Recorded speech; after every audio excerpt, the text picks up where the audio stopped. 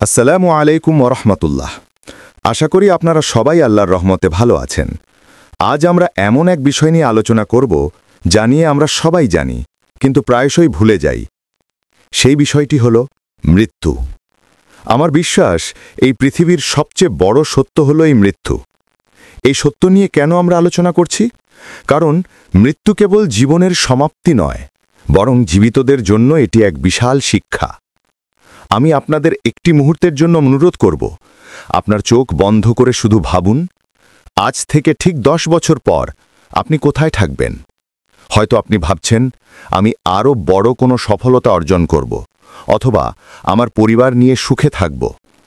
কিন্তু একটা বিষয় নিশ্চিত, আল্লাহর ইচ্ছা ছাড়া আমাদের কেউই জানি না কাল সকাল দেখব কিনা।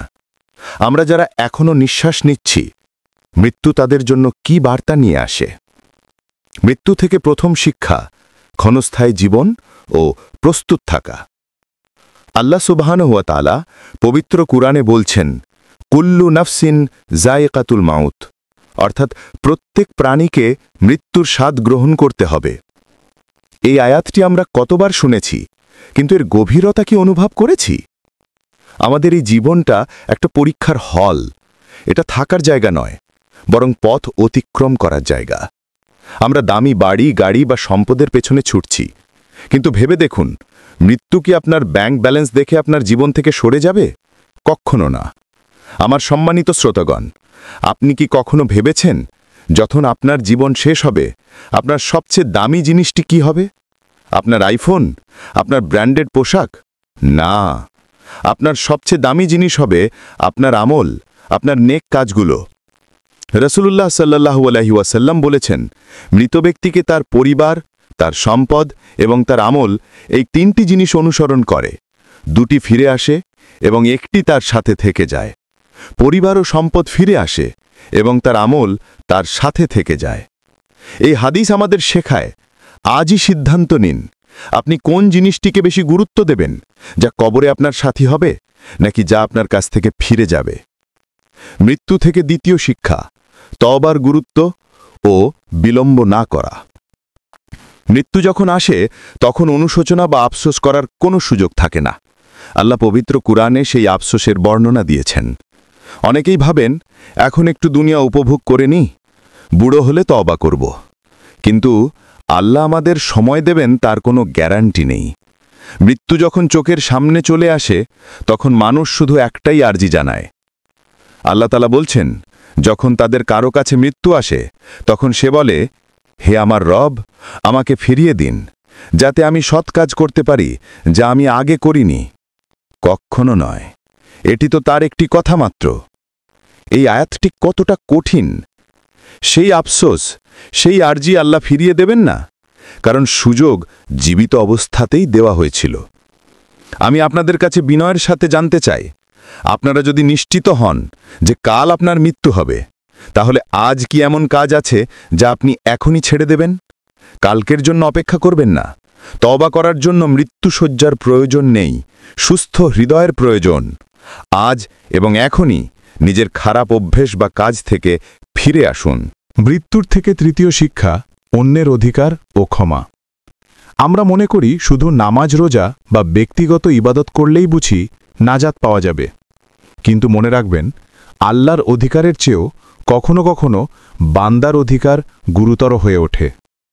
মৃত্যু আমাদের স্মরণ করিয়ে দেয়, মানুষের প্রতি অন্যায় করা, কারো হক নষ্ট করা বা কারোর সাথে খারাপ ব্যবহার করা, এগুলি মাফ হওয়ার জন্য আল্লাহর ক্ষমা যথেষ্ট নয়, যতক্ষণ না সেই ব্যক্তি নিজে আপনাকে ক্ষমা করে। যদি আপনার কোনো মানুষের কাছে ঋণ থাকে বা কারো জিনিস অন্যায়ভাবে আপনি নিয়ে থাকেন, তাহলে আপনার মৃত্যু সে ঋণ পরিশোধ করে দেবে না, বরং কবরে সেই ঋণের বোঝা আপনাকে টেনে নিয়ে যেতে হবে। রাসূলুল্লাহ বলেছেন, তোমরা কি জানো নিঃস্ব কে? সাহাবাগণ বললেন, আমাদের মধ্যে নিঃস্ব তো সেই যার দিরহাম অর্থাৎ টাকা পয়সা ও সম্পদ নেই। রাসূলুল্লাহ বললেন, আমার উম্মতের মধ্যে নিঃস্ব হল সেই ব্যক্তি যে কিয়ামতের দিন নামাজ, রোজা ও যাকাত নিয়ে আসবে, কিন্তু সে কাউকে গালি দিয়েছে, কারো ওপর অপবাদ দিয়েছে, কারো সম্পদ ভোগ করেছে, কাউকে মেরেছে।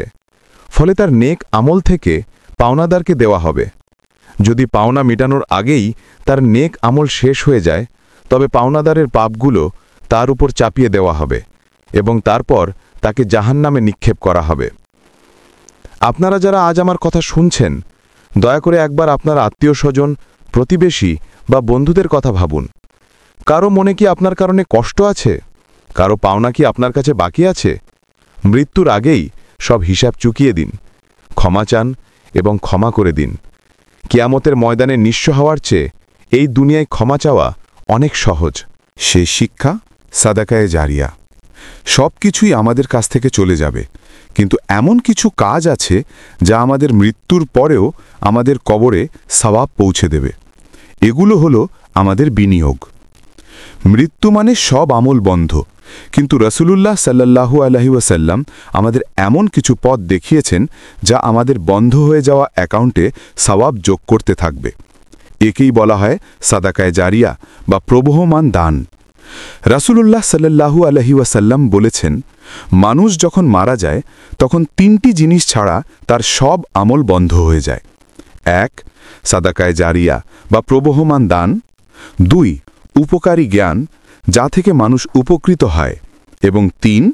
নেক সন্তান, যে তার জন্য দোয়া করে।